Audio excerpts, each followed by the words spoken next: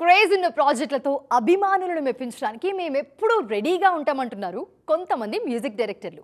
భాషలకి అతీతంగా బీట్స్తో జనాల్ని అట్రాక్ట్ చేస్తున్నారు.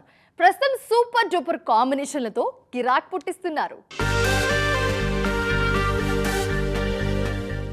తమన్ డిస్కోగ్రఫీ ఈ మధ్య ఎవరైనా చూసారా? Already the Rajasaab, Saraswati, Ustaad Bhagat Singh release అయ్యాయి. అటు విజయోత్సవంలో తమన్ బీట్స్ హోరెత్తాయి. ఇప్పుడు రిలీజ్కి ఇంకో అరడజను సినిమాలున్నాయి. అయినా మెగాస్టార్ బాబీ సినిమాకి మ్యూజిక్ ఎవరంటే మరెవరు తమనే అంటోంది ఫిల్మ్ నగర్. తమన్కున్న క్రేజ్లో ఏమాత్రం తీసుకోవడం లేదు అనిరుద్ పేరు.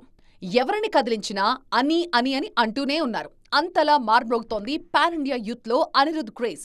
వీళ్ళందరూ సీనియర్స్ అనుకుంటే సమకాలీనులే కదా, పోటీ పట్టానికి నేను రెడీ అంటూ రంగంలోకి దూకేశారు సాయి అభ్యంకర్. వరుస సినిమాలతో దూసుకుపోతున్న సంగీత చిచ్చరపిడుగు అంటూ అందరూ సాయి అభ్యంకర్ని పొగిడేస్తున్నారు. ఈ మధ్య హీరోగా సెటిల్ కావాలని బిజీ అవుతున్నారు దేవిశ్రీ. అలాగని మ్యూజిక్ని పక్కన పెట్టేశారా అంటే బిగ్ నో అనే ఆన్సర్ వినిపిస్తోంది. తెలుగు, తమిళ్ అనే తేడా లేకుండా మ్యూజిక్ డైరెక్టర్గా ప్రస్థానాన్ని కంటిన్యూ చేస్తూనే ఉన్నారు మిస్టర్ దేవి.